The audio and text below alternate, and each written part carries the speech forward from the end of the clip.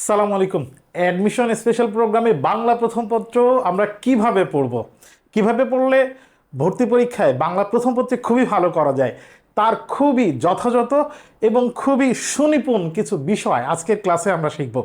আমরা কিভাবে শিখব সেটার জন্য গত ক্লাসে যেটা বলেছে, প্রশ্ন বিশ্লেষণ করে আমরা প্রশ্ন ধরে ধরে আসলে দেখব যে বাংলা প্রথম পত্রের কোন কোন জায়গা থেকে কিভাবে প্রশ্ন হয়, তাহলে আমরা বুঝতে পারবো বাংলা প্রথম পত্র আমাকে কিভাবে পড়তে হবে। আমরা সরাসরি চলে যাই বাংলা প্রথম পত্র কিভাবে পড়বো। আজকে আমাদের ক্লাসের টপিক আমরা প্রথম পত্র বই, যেটা আমরা জানি সবাই যে আমাদের প্রথম পত্র বোর্ড বই পড়তে হয় হচ্ছে ইন্টারমিডিয়েটের শর্ট সিলেবাস, ফুল সিলেবাস। এটা নিয়ে তোমাদের অনেকের প্রশ্ন আছে। এখন যেহেতু ওই চিন্তা আর নাই, ফুল সিলেবাস পড়তে হবে। ফুল সিলেবাসের প্রত্যেকটি গল্প, কবিতা, নাটক, উপন্যাস আমাদেরকে খুব সিরিয়াসলি পড়তে হবে। আমরা প্রথমে কিছু প্রশ্ন একটু বিশ্লেষণ করব। প্রশ্ন বিশ্লেষণ করে দেখার চেষ্টা করব আসলে প্রশ্ন ঠিক কোন কোন জায়গা থেকে হয়। প্রথমে আমরা অপরিচিত গল্পের একটা প্রশ্ন দেখছি, মানে কোন কোন জায়গা থেকে প্রশ্ন হয় এটা যদি আমরা বুঝতে পারি তাহলে কিন্তু আমরা কিভাবে পড়ব এটা বুঝতে পারবো। মানুষের মধ্যে যাহা অন্তরতম এবং অনির্বচনীয়, লেখকের মতে কণ্ঠস্বর যেন তারই। তার মানে আমরা দেখতে পাচ্ছি গল্পের একটা বাক্য দিয়ে এরপরে কি, ওই জিনিসটা কি, এই তথ্য জানতে চাচ্ছে। তার মানে এর উত্তর তো হবে, আমরা জানি কণ্ঠস্বর যেন তারই চেহারা। তার মানে অপরিচিত গল্পের এখানে গল্প থেকে প্রশ্ন হয়েছে। তাহলে আমার প্রথম পয়েন্ট হচ্ছে গল্পের প্রশ্ন। গল্পের প্রশ্ন এরকম একটা বাক্য দিয়ে কণ্ঠস্বর যেন তারই ড্যাশ দেওয়া আছে, এটাকে আমরা শূন্যস্থান বা তথ্যমূলক প্রশ্ন, তথ্য বা শূন্যস্থান চেয়েছে, এটা ধরতে পারি। তার মানে আমরা একটু এটা লিখে নেব যে শূন্যস্থান হিসেবে এখানে প্রশ্ন হয়েছে, শূন্যস্থান হিসেবে প্রশ্ন হয়েছে। আর একটা বিষয় হচ্ছে তথ্য চেয়েছে, এখানে তথ্য চেয়েছে। দুইটা বিষয়, লেখকের মতে কণ্ঠস্বর যেন তারই চেহারা। এখন এই যে শব্দটা এরপরে চেহারাটা হবে, এটা আমরা কখন পারবো? যখন আমরা গল্প বারবার, অপরিচিত গল্প অনেক বড়, বারবার পড়েছি, একটা বাক্যের কোন একটা শব্দ মিসিং আছে, একটা বাক্যের কোন একটা শব্দ সম্পর্কে জানতে চাচ্ছে তথ্য, আমরা কখন পারবো? যখন গল্পটা অনেকবার বারবার রিডিং পড়বো। তার মানে আমাকে গল্প বারবার পড়তে হবে, বারবার পড়তে হবে, গল্প বারবার পড়া। এটা হচ্ছে প্রথম কাজ। গল্প হোক, প্রবন্ধ হোক, যা আছে আমাদের সিলেবাসে বারবার পড়তে হবে। শূন্যস্থান বা তথ্য এরকম আসতে পারে। এরপরে দেখি পুরুষতন্ত্রের অমানবিকতার স্ফুরণ ঘটেছে কোন গল্পে। কোন গল্পে বা আমাদের রচনার মধ্যে পুরুষতন্ত্রের অমানবিকতার স্ফুরণ ঘটেছে? আমরা জানি যে এটার উত্তর হচ্ছে অপরিচিতা গল্পের পুরুষতন্ত্রের অমানবিকতার স্ফুরণ ঘটেছে। এখন দেখে মনে হচ্ছে এটা তো যে প্রশ্নকর্তা তার বানানো একটা প্রশ্ন, কিন্তু না, এই কথাটা, এই বাক্যটা সরাসরি সরাসরি পাঠ পরিচিতিতে আছে, পাঠ পরিচিতিতে আছে। তার মানে আমরা দেখতে পাচ্ছি গল্প, প্রবন্ধ বা কবিতার পাঠ পরিচিতি খুবই গুরুত্বপূর্ণ। তাহলে পাঠ পরিচিতির ক্ষেত্রে গদ্য এবং পদ্য, পাঠ পরিচিতির গদ্য এবং পদ্য খুবই সিরিয়াসলি পড়তে হবে। পাঠ পরিচিতির কোনো একটা বাক্য সরাসরি দিয়ে সেখান থেকে প্রশ্ন হবে। পাঠ পরিচিতির প্রশ্ন খুবই গুরুত্বপূর্ণ। শেষের কবিতা রবীন্দ্রনাথ ঠাকুরের কোন ধরনের রচনা? বিগত বছর ঘাটলে এই প্রশ্নটা অনেকবার এসেছে। শেষের কবিতা কোন ধরনের?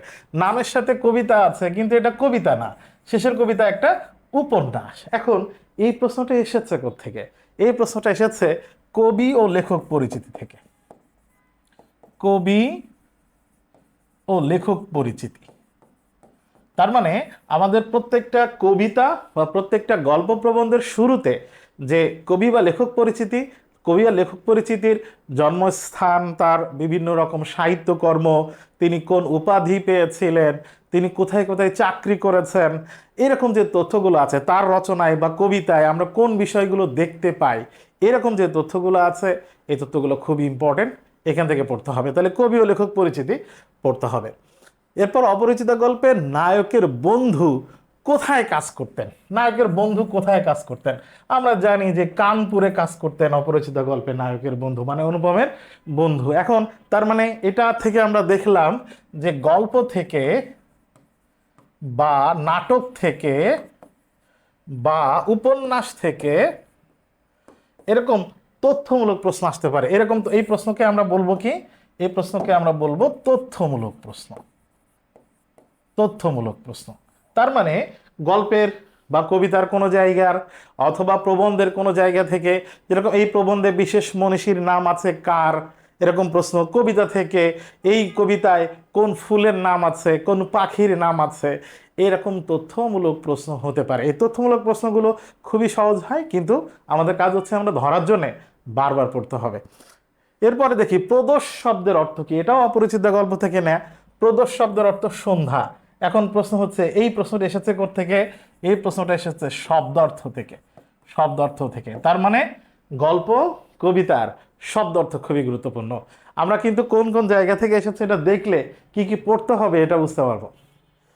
এরপর ফলের মতো গুটি বলতে অপরিচিত গল্পে কি বোঝানো হয়েছে? তার মানে একটা বাক্য বা একটা কথা দ্বারা কি বুঝিয়েছেন লেখক বা কবি, এরকম প্রশ্ন হতে পারে। এখানে এই প্রশ্নটাকে অনুপমের নিষ্ফল জীবনকে বোঝানোর জন্য এটা ব্যবহার করা হয়েছে। এই ধরনের প্রশ্নকে আমি বলি অনুধাবন। তোমরা ইন্টারমিডিয়েটের এমসিকিউ সলভের জন্য যে প্রস্তুতি নিয়েছো সেখান থেকে এই প্রশ্নগুলো তোমরা কমন পাবা। বিউপিতে এরকম প্রশ্ন বেশ কয়েকটা হয়। ঢাকা বিশ্ববিদ্যালয়ের জন্য এই ধরনের প্রশ্ন খুবই গুরুত্বপূর্ণ। তাহলে একটা বাক্য বা একটা শব্দ বা একটা কথা দ্বারা কি বুঝিয়েছেন লেখক, তার অন্তর্নিহিত অর্থ কি, এই অনুধাবনমূলক প্রশ্ন হতে পারে। গল্প থেকে হতে পারে, কবিতা থেকে হতে পারে, প্রবন্ধ থেকেও হতে পারে।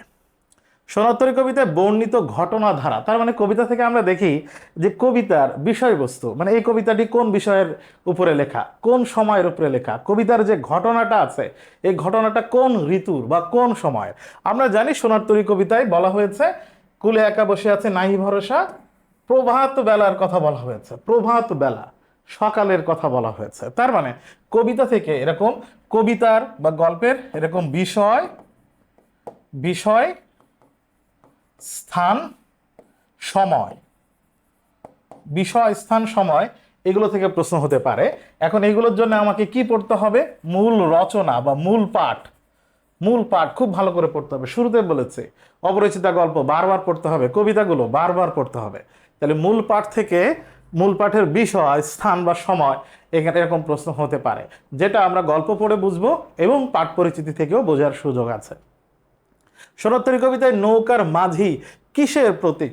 এখানে নৌকার মাঝি আমরা জানি যে মহাকালের প্রতীক। এখন তার মানে আমরা দেখতে পাচ্ছি এখানে কবিতার প্রশ্ন, কিন্তু নৌকার মাঝিকে কি প্রতীক হিসেবে ব্যবহার করা হয়েছে। তার মানে কবিতার ক্ষেত্রে আমরা এরকম অলংকার বা ব্যাকরণিক প্রশ্ন দেখতে পারি। কবিতার ভিতর থেকে একটা শব্দ সম্পর্কে কি বলা হয়েছে, এখানে এই শব্দটি কোন উপমা হিসেবে ব্যবহার করা হয়েছে, এরকম প্রশ্ন হতে পারে। সোনারতরী কবিতা যেহেতু রূপক প্রতীক ধর্মী কবিতা, এখান থেকে এই প্রশ্ন খুবই গুরুত্বপূর্ণ।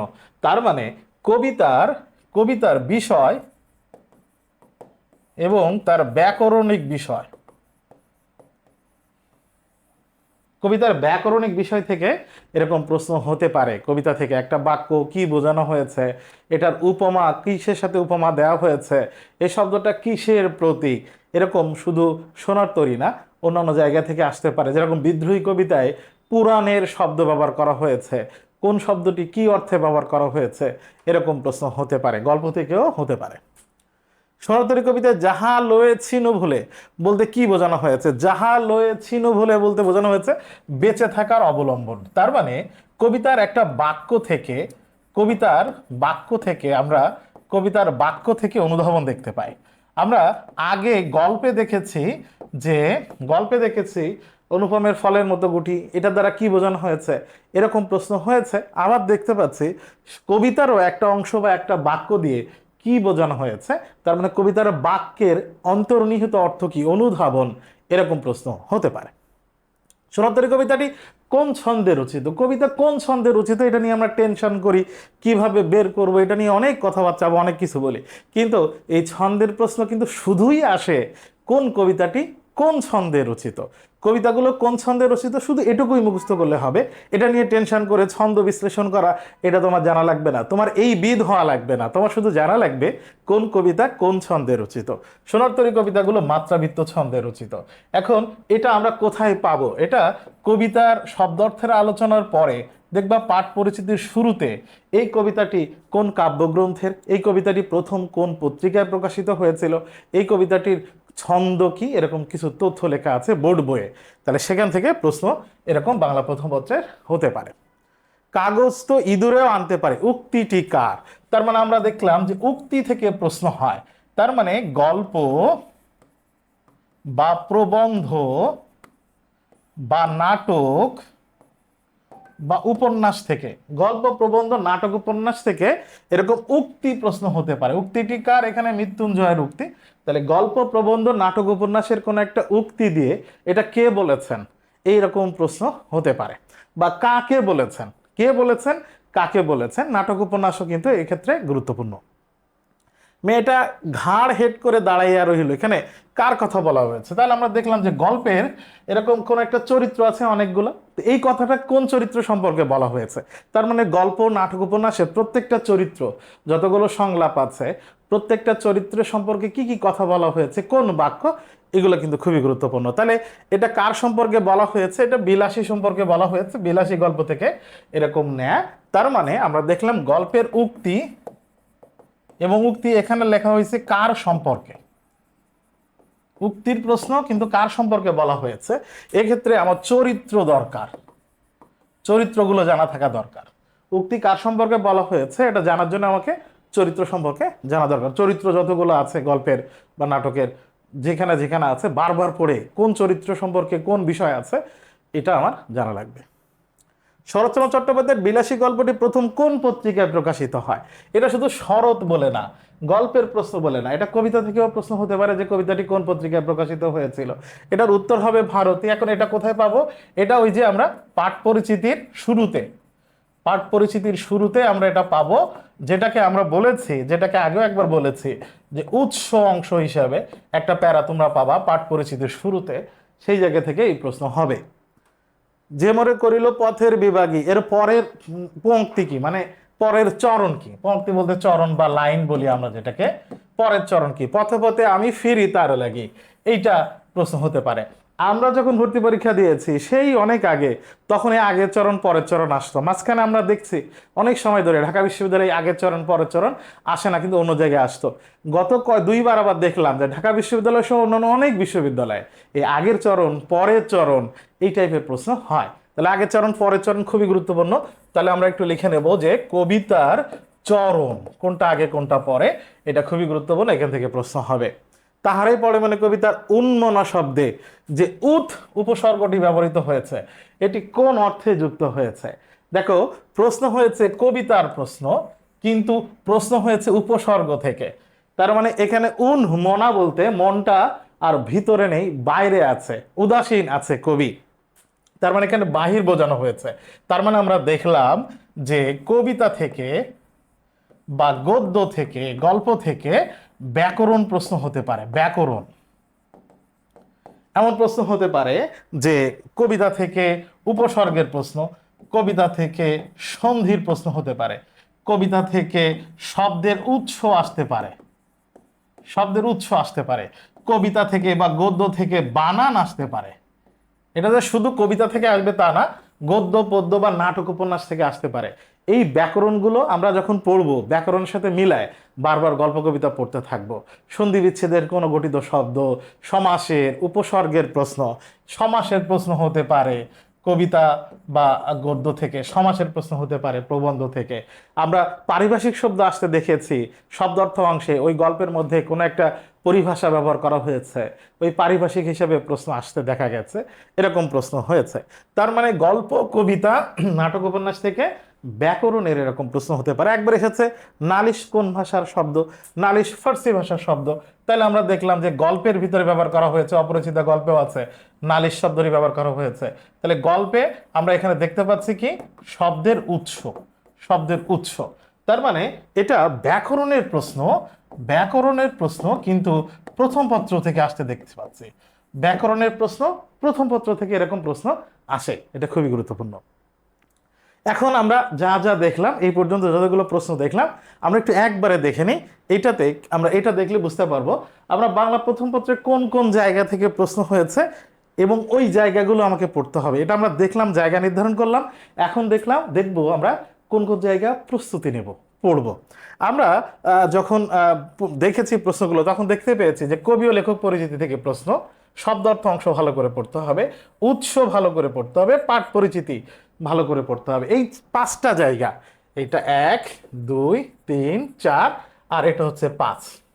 তার মানে গল্প কবিতার কবি ও লেখক পরিচিতি থেকে কি রকম প্রশ্ন হয় এটা আমরা দেখেছি। ওই জায়গা থেকে হয় শব্দার্থ ভালো করে পড়তে হবে, উৎস পাঠ পরিচিতি শুরুতে এটা ভালো করে পড়তে হবে, পাঠ পরিচিতি খুবই গুরুত্ব দিয়ে পড়তে হবে, পাঠ পরিচিতি থেকে বানান ব্যাকরণের প্রশ্ন আসতে দেখা যায়। তার মানে আমরা মূল রচনা থেকে যে ক্যাটাগরি এখন দেখেছি এই পর্যন্ত যতগুলো প্রশ্ন বিশ্লেষণ করলাম, মূল রচনা থেকে যেগুলো ক্যাটাগরি আমরা দেখেছি উক্তি থেকে প্রশ্ন হয়, কে বলেছেন, কার সম্পর্কে বলেছেন, তথ্য বিভিন্ন যে এই চরিত্রটি এই কথাটি কোন চরিত্র সম্পর্কে বলা হয়েছে, কতদিন ধরে মৃত্যুঞ্জয় অসুস্থ ছিল, বেডে পড়েছিল, এই টাইপের তথ্য প্রশ্ন হতে পারে। আমরা অনুধাবনমূলক প্রশ্ন দেখেছি যে একটা শব্দ বা বাক্য কি সম্পর্কে বলা হয়েছে, এই কবিতায় এই চরণটি কি বুঝিয়েছে, এরকম অনুধাবন প্রশ্ন হয়। কি বা কার সম্পর্কে বলেছে এটা উক্তির প্রশ্ন নরমালি হয়। এছাড়া শূন্যস্থান প্রশ্ন আসতে পারে, একটা বাক্য দিয়ে মাঝখানে একটা গ্যাপ আছে, এখানে কি হবে, খুব ভালো করে না পড়লে কিন্তু এটা ধরা একটু কঠিন আছে। চরণ বা বাক্য, চরণ কবিতার চরণ, এটা কোন চরণ, এর পরের চরণ কি, এই কবিতাটি এই চরণটি কোন কবিতার, এরকম সহজ প্রশ্ন। প্রবন্ধ থেকে এরকম বাক্য দেয়, প্রবন্ধ থেকে এরকম বাক্য আসতে পারে যে এই বাক্যটি কোন প্রবন্ধের বা কোন রচনার। আচ্ছা, এরপরে অনুধাবন আমরা বলেছি, অনুধাবন আগেও বলেছি একবার, অনুধাবন এরকম বাক্য থেকে অনুধাবন আসতে পারে। আর বিশ্লেষণ করে আমরা দেখেছি যে বাংলা প্রথম পত্র পড়ব কিন্তু প্রথম পত্র থেকে ব্যাকরণও কিন্তু হতে পারে। তার মানে আমরা দেখলাম যে ঢাকা বিশ্ববিদ্যালয় সহ বিভিন্ন বিশ্ববিদ্যালয়ে ভর্তি পরীক্ষায় বাংলা প্রথম পত্র পড়ার থেকে বাংলা প্রথম পত্র, ঢাকা বিশ্ববিদ্যালয় সহ বিভিন্ন বিশ্ববিদ্যালয়ে ভর্তি পরীক্ষায় বাংলা প্রথম পত্র যখন আমরা প্রস্তুতি নেব তখন বাংলা প্রথম পত্র ঠিক কোন কোন জায়গা থেকে প্রশ্ন হয় এটা দেখে ওই জায়গা থেকে কিভাবে পড়তে হবে সে সম্পর্কে আমরা ধারণা পাবো। এখানে আমরা 5টা জিনিস পড়ব, 5টা জায়গা।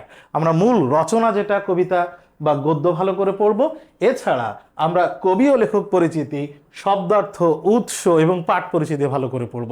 আমরা মূল যে রচনা সেই মূল রচনা থেকে ব্যাকরণ আসতে পারে, অনুধাবনমূলক প্রশ্ন আসতে পারে, কোন বাক্যটি এসেছে কোন রচনা থেকে এরকম প্রশ্ন আসতে পারে, আগের চরণ পরের চরণ এরকম আসতে পারে, এই উক্তিটি কে বলেছেন, কার সম্পর্কে করেছেন, এরকম প্রশ্ন আসতে পারে।